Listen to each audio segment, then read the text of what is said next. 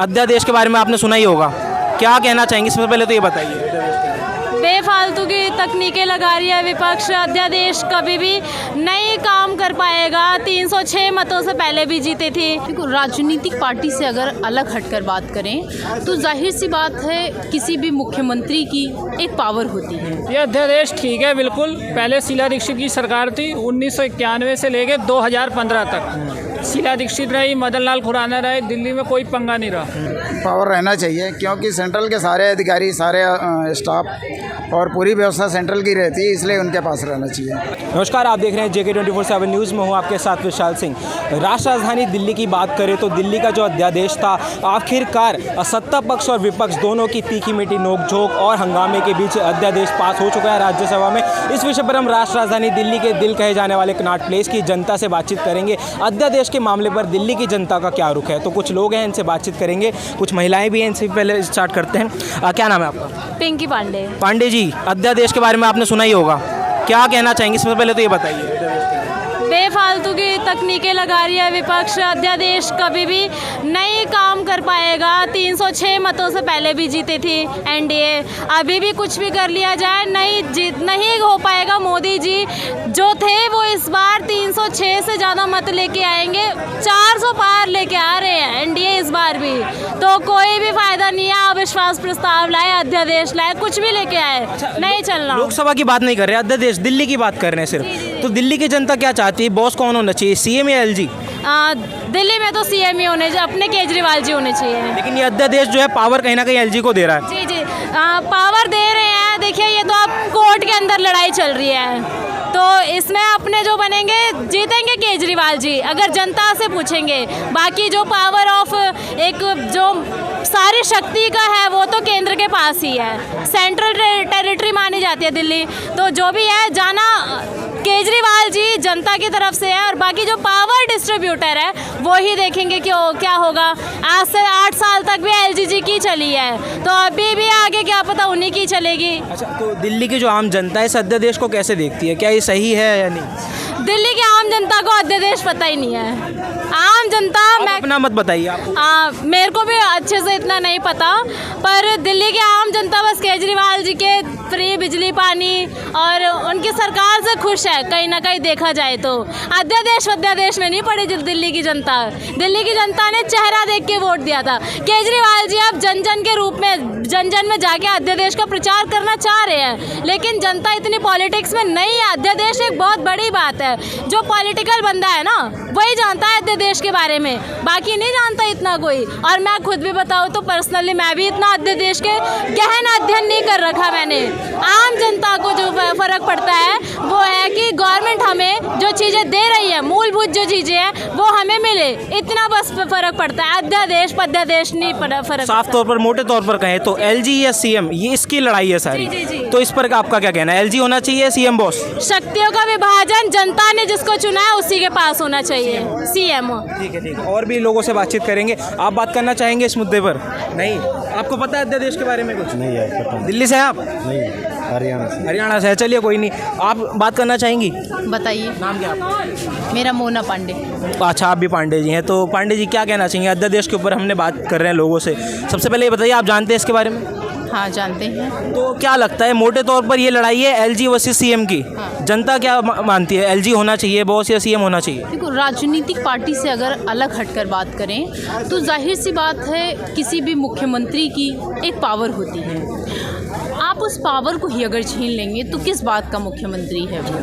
फिर तो अगर वो किसी का ट्रांसफ़र नहीं कर पा रहा है, वो किसी को कोई ड्यूटी नहीं लगा पा रहा है, किसी पर बात, वो ऐसे भी होम मिनिस्ट्री जो है वो उसके हाथ में सब कुछ है यहाँ पर, ऑलमोस्ट पुलिस वगैरह सब उसी के हाथ पर है। किसी से कैसे काम करवाया जा सकता है भाई? अगर हमको आपसे काम करवाना है तो हम यही कहेंगे ना कि आप काम करिए, नहीं तो हम आपका ट्रांसफ़र कर देंगे, आपको सस्पेंड कर देंगे, या कुछ भी ऊपर से जो भी आदेश आता है। जब वही नहीं कर पाएगी यहाँ की सरकार तो फिर किस लिए? फिर तो वो हो जाएगा ना, जैसे 370 तो रखा हुआ है, डिब्बा रखा हुआ, उसके अंदर की कुछ चीज़ें हैं नहीं, तो ऐसे केजरीवाल डिब्बे की तरह हैं, ऊपर से तो ये चारों कोर से दिख रहे हैं, जनता इनका चेहरा पहचान चुकी है, वो देख रही है, इनके पास कोई पावर ही नहीं रहेगी तो फिर किस बात का सी है। सुप्रीम कोर्ट ने जो है इनको पावर दे दी जरूर थी, लेकिन केंद्र सरकार ने ये हवाला दिया कि मिसयूज़ कर रहे थे उन पावर का, इसलिए अध्यादेश लाना पड़ा। हाँ, तो देखिए लाना पड़ा वो अच्छी बात है, लाई सरकार अच्छी बात है, सरकार जो करेगी ठीक ही करेगी, हो सकता है उसका जो दूसरा पहलू हो वो ठीक हो, लेकिन अगर हमारी नज़र से देखेंगे तो मुझे लगता है कि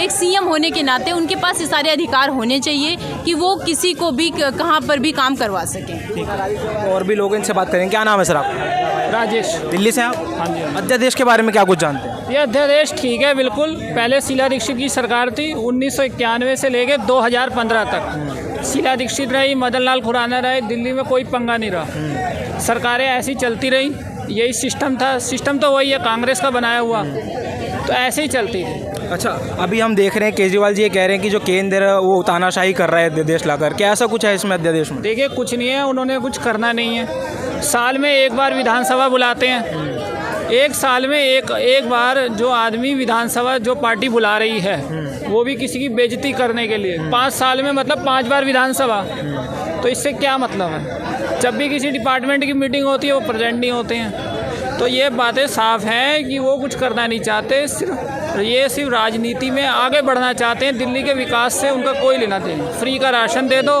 फ्री ये दे दो, और जो सरकार ने किया वो बिल्कुल ठीक है। पहले शीला दीक्षित की भी सरकार थी, यही सिस्टम था।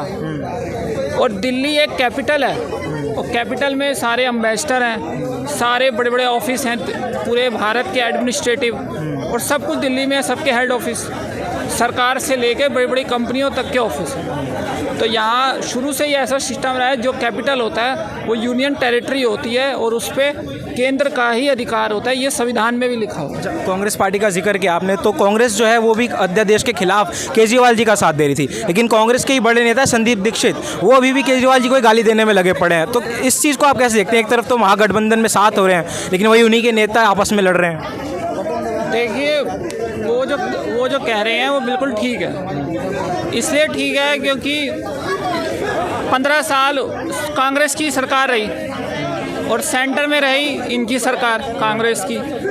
तब भी जो कांग्रेस की सेंटर की सरकार थी उन्होंने इनको कोई पावर, उस समय भी कोई पावर नहीं, जो लॉ था, जो कानून की पावर थी वो इनके पास थी। विजिलेंस भी सेंटर के पास था।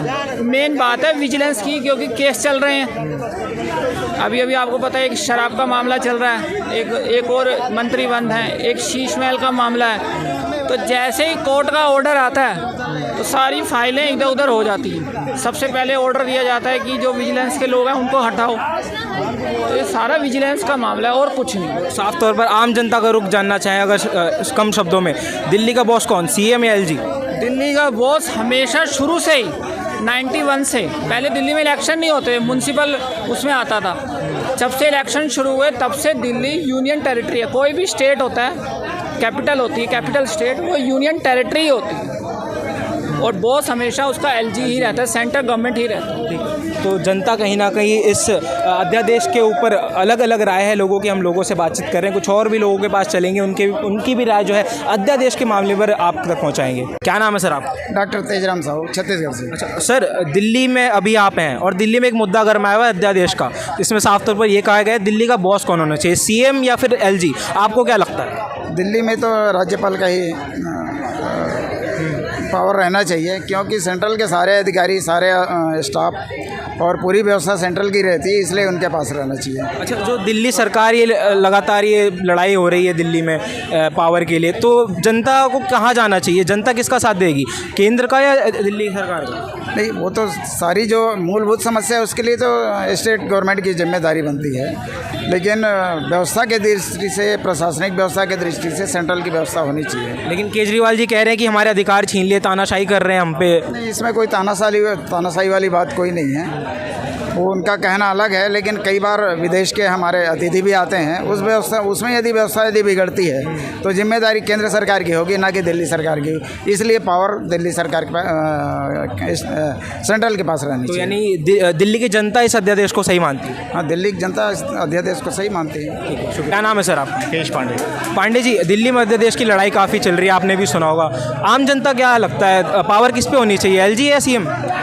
देखो दिल्ली जो एक केंद्र शासित प्रदेश है तो उसमें कुछ सेंट्रल की कुछ पावर होती है, बिकॉज खाली यहाँ पर ये स्टेट इसको कभी नहीं माना गया। इवन केजरीवाल जी के आने से पहले ये और भी कई पार्टियों ने इसको स्टेट को रन किया है, बीजेपी ने कई टाइम, इवन कांग्रेस तो बहुत सारे टाइम। तो ये तो हमेशा ही रहेगा, लेकिन नीयत क्या है उसके पीछे वो इम्पॉर्टेंट है बेसिकली। तो केजरीवाल मैं तो कहता हूँ कि अगर केजरीवाल जी की जगह किसी और पार्टी, बीजेपी का भी खैर ये मुद्दा ही रहा है कि जी वो भी चाहते थे कि ये पूर्ण राज्य बने, लेकिन केजरीवाल जी को नहीं देना चाहते हैं वो इसलिए क्योंकि उनकी नीयत साफ नहीं रही है। जैसा उन्होंने बोला है कभी उसके हिसाब से कभी काम नहीं किया, वो इसलिए नहीं चाहते कि इसको पूर्ण राज्य बना के इसका कुछ भला किया जाए, वो इसलिए चाहते हैं कि उनके पास और कमाने का माध्यम रहे। और जिस तरीके से नहीं रहा है पूर्ण राज्य तो इतने सारे घोटाले दिख रहे हैं, कोई मंत्री उनका बचा नहीं बाहर, सारे लोग अंदर चले गए, उनका भी खुद का भी नंबर आने वाला ही है, जिस तरीके की कहानी है उनकी। तो एक जो एक पार्टी बनी थी कि साफ छवि से आम आदमी की पार्टी बना के लोगों को इसका भी नाम ले लिया, आम आदमी का भी नाम खराब कर दिया, कोई आम आदमी बोलना नहीं चाहता अपने आप को। तो आप सोच के देखो कि ट्रस्ट को बिल्कुल ख़राब कर दिया है। तो उसको बचाने के लिए कहीं ना कहीं उन्हें विधेयक लाने की ज़रूरत पड़ी, अदरवाइज़ वो चाहते हैं कि सबकी सारे ऑफिसर्स की पावर उनके पास आ जाए तो उनको और मिसयूज़ कर सके, जो उनके केस के खिलाफ हैं उसको इन्फ्लुएंस कर सके। तो ये लेकिन मुख्यमंत्री जी का कहना है कि ये जो केंद्र है दिल्ली की जनता का अधिकार छीन रही है, इसमें दिल्ली की जनता कहाँ से है? दिल्ली की कोई जनता का अधिकार नहीं, आज से दिल्ली चल रही है क्या? दिल्ली पता नहीं कब से चल रही है, और दिल्ली में राजधानी है, दिल्ली के अंदर आज से थोड़ी चल रहा है। केजरीवाल आने से पहले भी दिल्ली चल रहा है। इवन शीला दीक्षित जी ने कितना विकास किया दिल्ली का, केजरीवाल जी ने तो शीला दीक्षित को ही करप्टेड बनाकर सत्ता में आए, उसके बाद से कांग्रेस के साथ इनके गठबंधन चल रहे हैं, उनसे सपोर्ट मांग रहे हैं आज के। तो आप समझ सकते हो कि इस अध्यादेश का क्या मामला है। यानी केंद्र द्वारा जो अध्यादेश लाया गया है इसको जनता सही मानती है? बिल्कुल सही है, जनता को पूर्ण समर्थन है, इसलिए तो पास हो गया, ये तो पास कैसे होता। इसलिए इवन जो साथ में है ना उन्होंने भी पीछे से वोटिंग कर डाला, क्रॉस वोटिंग किया है। शुक्रिया बातचीत के लिए। तो जैसा कि आपने देखा और सुना, हमने दिल्ली की जनता से बातचीत करी, दिल्ली का जो अध्यादेश है इस मुद्दे पर जनता ने अपना अलग अलग रुख जो है हमारे साथ साझा किया। हालांकि आप क्या कुछ कहना चाहेंगे दिल्ली अध्यादेश के बारे में, अपनी राय जो हमारे साथ साझा करिए। फिलहाल के लिए इतना ही। दिल्ली से कैमरा पर्सन आशीष के साथ JK24 न्यूज़ के लिए विशाल सिंह की रिपोर्ट।